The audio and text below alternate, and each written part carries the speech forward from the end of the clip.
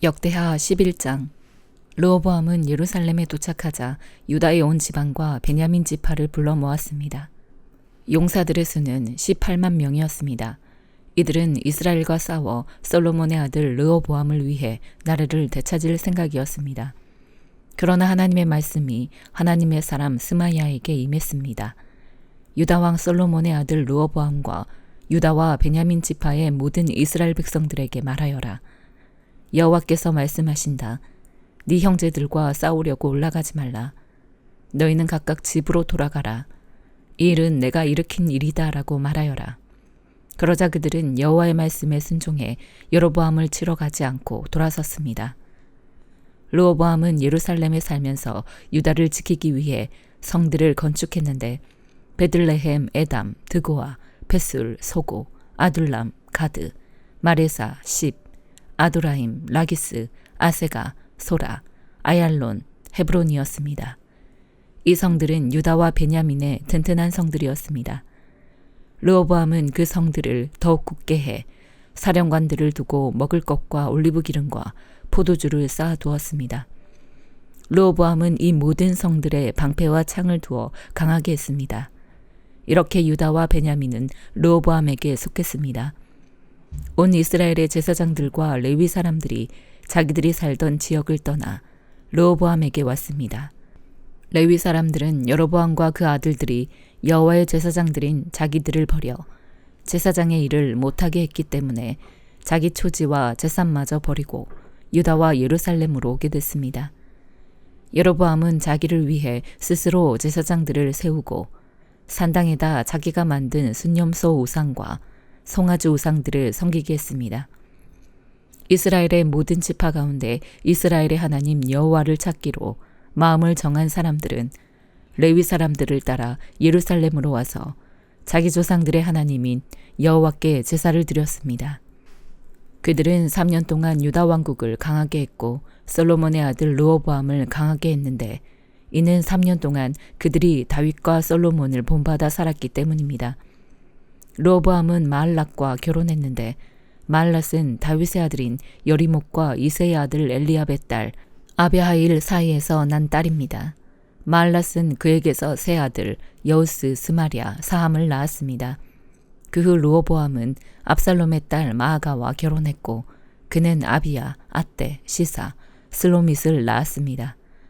르호보암은 다른 아내들과 첩들보다 압살롬의 딸 마아가를 더욱 사랑했습니다. 그는 아내가 18명, 첩이 60명이었으며 아들이 28명, 딸이 60명이었습니다. 르호보암은 마아가의 아들 아비야를 그 형제들 가운데 맏아들로 삼아 왕으로 세울 생각이었습니다. 그는 이 일을 지혜롭게 했습니다. 그 모든 아들들을 유다와 베냐민 땅 전 지역 튼튼한 성읍들로 흩어보내 그들에게 많은 양식을 주고 아내를 많이 구해주었습니다. 역대하 12장. 르호보암의 나라가 든든해지고 힘이 강해지자 그는 여호와의 율법을 버렸습니다. 온 이스라엘이 그를 본받았습니다. 저희가 여호와께 죄를 범했기 때문에 르호보암 왕 5년에 이집트 왕 시삭이 예루살렘을 공격했습니다. 전차 1200대, 기마병 6만 명을 비롯해 셀 수 없이 많은 리비아, 숲, 에티오피아 사람들이 이집트와 함께 공격했습니다. 시삭은 유다의 견고한 성읍들을 점령하고 예루살렘까지 쳐들어왔습니다. 그때 시삭 때문에 유다 지도자들이 예루살렘에 모였습니다.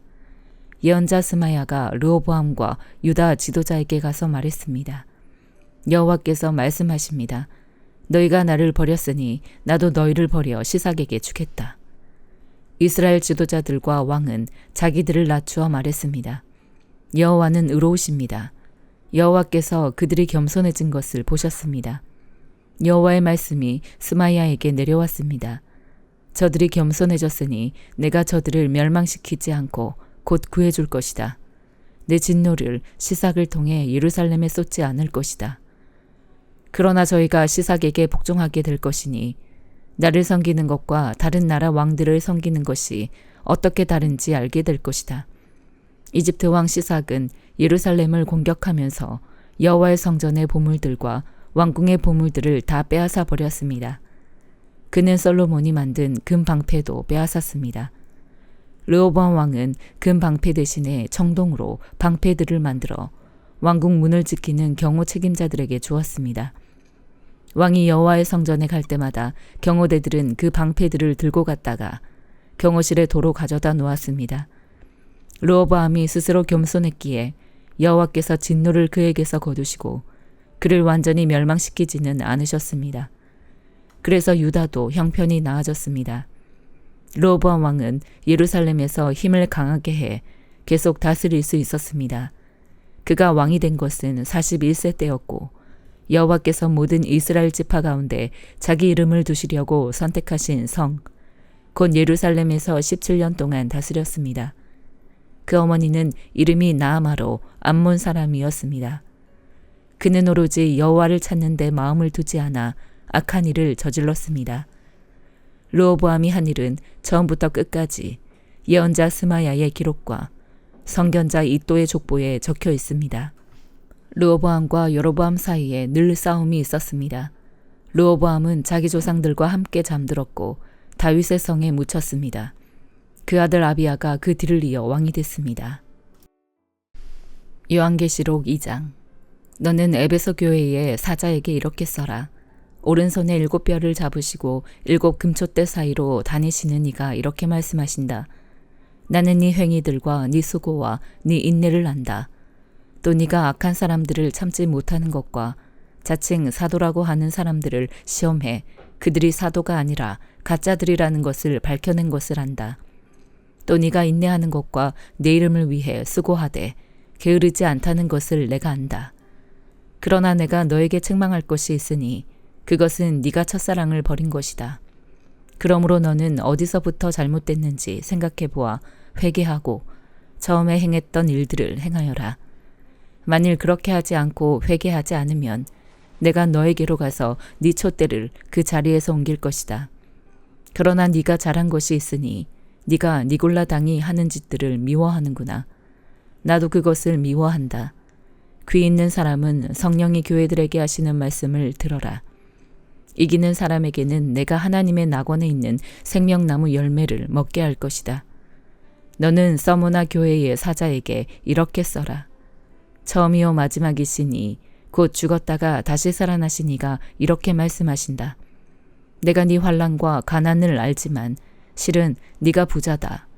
또 내가 자칭 유대 사람이라 하는 사람들의 모욕도 알지만 실은 그들이 유대 사람들이 아니라 사탄의 집단이다. 너는 고난 당할 것을 두려워하지 마라. 보라, 마귀가 너희 가운데 몇몇을 감옥에 집어넣을 텐데 너희가 10일 동안 핍박을 받을 것이다. 너는 죽도록 충성하여라. 그러면 내가 생명의 면류관을 너에게 줄 것이다. 귀 있는 사람은 성령이 교회들에게 하시는 말씀을 들어라. 이기는 사람은 둘째 사망에서 해를 받지 않을 것이다. 너는 버가모 교회의 사자에게 이렇게 써라. 좌우에 날선 검을 가지신 이가 이렇게 말씀하신다. 나는 네가 사는 곳을 알고 있으니 그곳은 사탄의 왕자가 있는 곳이다. 그러나 너는 내 이름을 굳게 붙잡고 내 충성된 증인 안티바가 너희 가운데 사탄이 거하는 곳에서 죽임을 당할 때도 나에 대한 믿음을 버리지 않았다. 그러나 내가 너에게 몇 가지 책망할 것이 있으니 너는 발람의 가르침을 굳게 지키는 사람들을 용납하는구나. 발람은 발락을 가르쳐 이스라엘 자손 앞에 올무를 놓아 우상에게 바쳐진 제물을 먹고 음란한 행위를 하게 했다. 이처럼 네 안에도 니골라 당의 가르침을 굳게 지키는 사람들이 있다. 그러므로 회개하여라. 그러지 않으면 내가 당장 너에게로 가서 내 입의 검으로 그들과 싸울 것이다. 귀 있는 사람은 성령이 교회들에게 하시는 말씀을 들어라. 내가 이기는 사람에게는 감추인 만나를 주고 그에게 흰 돌과 그 돌 위에 쓰인 새 이름을 주리니 받는 사람 외에는 아무도 그것을 알지 못할 것이다. 너는 두아디라 교회의 사자에게 이렇게 써라. 눈이 불꽃 같고 발이 청동처럼 빛나는 하나님의 아들이 이렇게 말씀하신다. 나는 네 행위들과 사랑과 믿음과 봉사와 네 인내를 알고 너의 처음 행위들보다 나중 행위들이 더 낫다는 것을 안다. 그러나 내가 너에게 책망할 것이 있으니 네가 이세벨이라는 여자를 용납하는구나. 그 여자는 스스로 예언자라고 하며 내 종들을 가르치고 유혹해 그들로 음행하게 하고 우상에게 바쳐진 음식을 먹게 했다. 내가 그 여자에게 회개할 기회를 주었지만 그 여자는 음행을 회개하려 하지 않았다. 보라, 내가 그 여자를 병상에 던질 것이며 그 여자와 더불어 간음하는 사람들도 그 여자의 행위에서 돌이키지 않으면 큰 환란에 던질 것이다. 또 내가 그 여자의 자녀들을 사망으로 죽일 것이다. 그러면 모든 교회가 내가 생각과 마음을 살피는 이임을 알게 될 것이다. 내가 너희의 행위대로 각 사람에게 갚아주겠다. 그러나 나는 이러한 가르침을 받지 않고 소위 사탄의 깊은 것들을 알지 못하는 두아디라에 있는 너희 남은 사람들에게 말한다. 나는 너희에게 다른 아무 짐도 지우지 않을 것이다. 다만 너희는 너희가 가지고 있는 것을 내가 갈 때까지 굳게 붙잡으라. 이기는 사람과 내 일을 끝까지 지키는 사람에게는 내가 나라들을 다스릴 권세를 줄 것이다. 그분이 질그릇들을 부수는 것 같이 새 지팡이로 그들을 다스릴 것이니 그와 같이 나도 아버지에게서 그러한 권세를 받았다. 내가 또한 그에게 샛별을 줄 것이다. 귀 있는 사람은 성령이 교회들에게 하시는 말씀을 들어라. 스바냐 3장. 반역과 오염과 압제의 성아, 재앙이 너에게 있을 것이다. 그 성은 누구의 목소리도 듣지 않았고 어떤 권고도 받아들이지 않았다. 여호와를 신뢰하지 않았고 하나님께 가까이 가지도 않았다. 그 성의 관료들은 으르렁거리는 사자들 같고 재판관들은 저녁 무렵에 늑대들 같아 아침까지 아무것도 남기지 않는다. 예언자들은 분별력이 없고 믿을 수 없는 사람들이다. 제사장들은 성소를 더럽히고 율법을 어겼다. 그 성의 여호와께서는 의로우시다. 그분은 불의를 행치 않으신다. 아침마다 그분의 공의를 베푸시며 새 날이 올 때마다 어김없이 공의를 베푸신다. 그러나 불의한 사람들은 수치를 모른다. 내가 나라들을 멸했다. 성 모퉁이 망대를 부수고 내가 그 거리들을 폐허로 만들어 아무도 다니지 못하게 했다. 그들의 성이 파괴됐다. 한 사람도 단 한 명의 주민도 남지 않았다. 적어도 너는 나를 경외할 것이고 내 가르침을 받아들일 것이다. 그러면 내가 그들을 징벌한다 해도 그들이 있는 곳을 멸하지는 않을 것이다라고 생각했었다. 그러나 그들은 새벽같이 일어나 하는 짓마다 타락을 일삼았다. 여호와께서 하신 말씀이다. 그러므로 내가 증인으로 일어나는 날까지 너희는 나를 기다리라. 내가 저 백성들을 불러 모으고 그 왕국들을 모아 그들 위에 내 분노와 내 모든 진노를 쏟아붓기로 작정했다. 내 질투의 불이 온 땅을 다 태울 것이다. 그러고 나서 내가 그 백성들이 순결한 말을 하도록 바꿔서 그들 모두가 여호와의 이름을 부르고 한 마음으로 그분을 섬기게 하겠다. 에티오피아 강 너머에서 나를 경배하는 사람들, 내가 흩어버린 사람들의 딸이 내게 바칠 제물을 가져올 것이다. 그날에는 네가 내게 저질렀던 모든 범죄들 때문에 부끄러움을 당하지 않을 것이다. 이는 내가 너희 가운데서 교만함으로 희희낙락하는 사람들을 없애버려 네가 다시는 내 거룩한 언덕에서 더 이상 거만해지지 않게 할 것이기 때문이다. 내가 너희 가운데 겸손하고 가난한 백성을 남겨두겠다. 그러면 그들이 여호와의 이름을 의지할 것이다. 이스라엘의 남은 사람들은 죄악을 행치 아니하며 거짓말을 하지 않으며 그 혀에서는 속임수가 나오지 않을 것이다. 그들이 먹고 누울 것이며 아무것도 두려워하지 않을 것이다. 오 시온에 따라 노래하라. 오 이스라엘아 외치라. 오 예루살렘에 따라 온 마음으로 즐거워하고 기뻐하라. 여호와께서 너에게 내리셨던 심판을 없애버리셨고 네 원수를 쫓아내셨다. 이스라엘의 왕 여호와께서 너희 가운데에 계신다. 다시는 네가 어떤 악도 두려워하지 않을 것이다. 그날의 예루살렘은 듣게 될 것이다. 시온아 두려워하지 말라. 너의 손에 힘이 빠지지 않게 하라. 네 안에 계시는 네 하나님 여호와께서는 구원을 베푸실 용사이시다. 그분께서 너 때문에 무척이나 기뻐하실 것이다. 그분의 사랑 안에서 너를 새롭게 해주시고 너로 인해 노래를 부르시며 기뻐하실 것이다. 마치 절기인 것처럼 그러실 것이다. 내가 너에게서 짐과 부끄러움을 없앨 것이다. 보아라. 그때 내가 너의 모든 압제자를 처리하겠다. 내가 다리 저는 사람들을 구해내고 쫓겨난 사람들을 모을 것이다. 그들이 수치를 당한 모든 땅에서 내가 그들에게 칭찬과 명성을 얻게 하겠다. 그때 내가 너희를 다시 데려오겠다. 그때 내가 너희를 모으겠다. 내가 너희 눈앞에서 포로된 너희를 회복시킬 때 이 땅의 모든 백성들 가운데서 너희가 명성과 칭찬을 얻을 것이다. 여호와께서 하신 말씀이다. 요한복음 1장. 태초에 말씀이 계셨습니다. 그 말씀은 하나님과 함께 계셨고 그 말씀은 하나님이셨습니다. 그분은 태초에 하나님과 함께 계셨습니다. 모든 것이 그분을 통해 지음받았으며 그분 없이 된 것은 아무것도 없었습니다. 그분 안에는 생명이 있었습니다. 그 생명은 사람들의 빛이었습니다. 그 빛이 어둠 속에서 비추고 있지만 어둠은 그 빛을 깨닫지 못했습니다. 하나님께서 보내신 사람이 있었습니다. 그 이름은 요한이었습니다. 요한은 그 빛에 관해 증언하러 온 증인이었는데 이는 그를 통해 모든 사람이 믿게 하려는 것이었습니다. 요한 자신은 그 빛이 아니었습니다. 그는 다만 그 빛에 대해 증언하기 위해 온 것입니다. 참 빛이 있었습니다. 그 빛이 세상에 와서 모든 사람을 비추었습니다. 그분이 세상에 계셨고 그분이 세상을 지으셨지만 세상은 그분을 알아보지 못했습니다. 그분이 자기 땅에 오셨지만 그분의 백성들이 그분을 받아들이지 않았습니다. 그러나 그분을 영접한 사람들, 곧 그분의 이름을 믿는 사람들에게는 하나님의 자녀가 될 권세를 주셨습니다. 이 사람들이 하나님의 자녀로 태어난 것은 혈통이나 육정이나 사람의 뜻으로 된 것이 아니라 하나님의 뜻으로 된 것입니다. 그 말씀이 육신이 돼 우리 가운데 계셨기에 우리는 그분의 영광을 보았습니다. 그것은 은혜와 진리가 충만한 아버지의 독생자의 영광이었습니다. 요한은 그분에 대해 증언해 외쳤습니다.